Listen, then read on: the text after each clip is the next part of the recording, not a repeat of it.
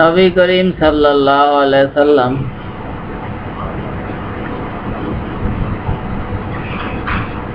জনতার উদ্দেশ্যে বক্তৃতা দিতেছিলেন।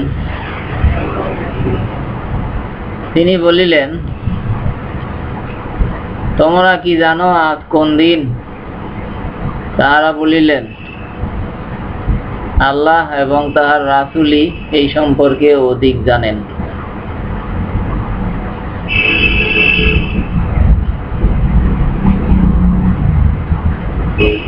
হাদিস বর্ণনাকারী বলেন,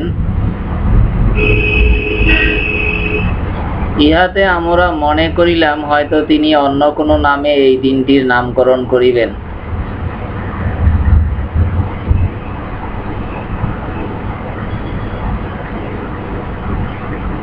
তারপর তিনি বলিলেন, ইহা কি ইয়াউমুন নাহর নয়, অর্থাৎ কুরবানির দিন নয়? আমরা বলিলাম, হ্যাঁ ইয়া রাসূলুল্লাহ সাল্লাল্লাহু আলাইহি সাল্লাম। তারপর তিনি বলিলেন, ইহা কোন নগরী?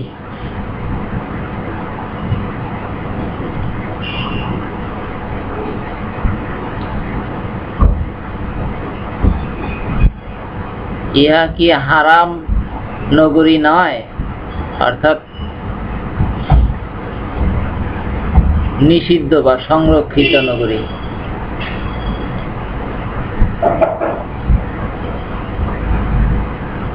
আমরা বলিলাম, হ্যাঁ ইয়া রাসূলুল্লাহ সাল্লাল্লাহু আলাইহি সাল্লাম।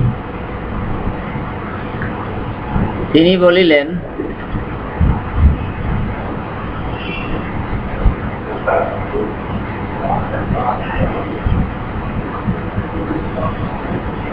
নিঃসন্দেহে তোমাদের এই নগরী, এই মাসের এই দিনটি তোমাদের জন্য যেমন হারাম,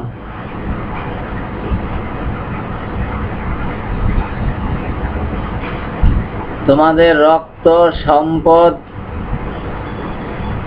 ইজ্জত ও চামড়া অপরের জন্য তেমনি হারাম।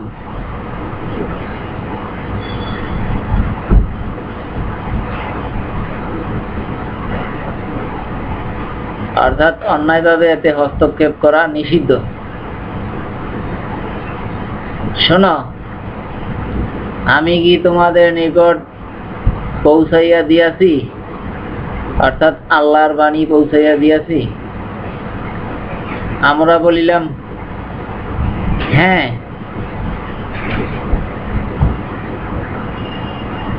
তখন তিনি বলিলেন, হে আল্লাহ, তুমি সাক্ষী থাকো।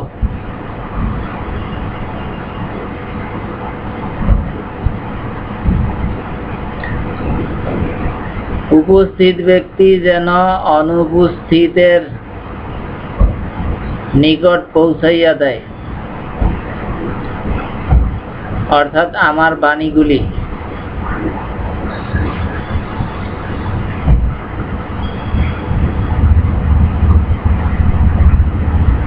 কেননা অনেক প্রচারক এমন ব্যক্তির নিকট পৌঁছাইবে যাহারা তাহার চাইতে অধিক সংরক্ষণকারী হইবে।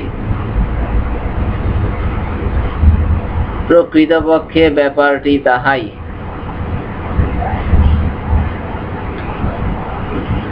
তারপর রাসূলুল্লাহ সাল্লাল্লাহু আলাইহি সাল্লাম বলিলেন, আমার পরে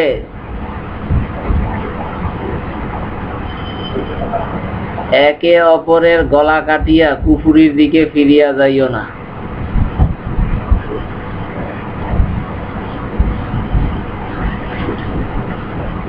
আল হাদিস, বুখারী শরীফ, হাদিস নাম্বার 6598।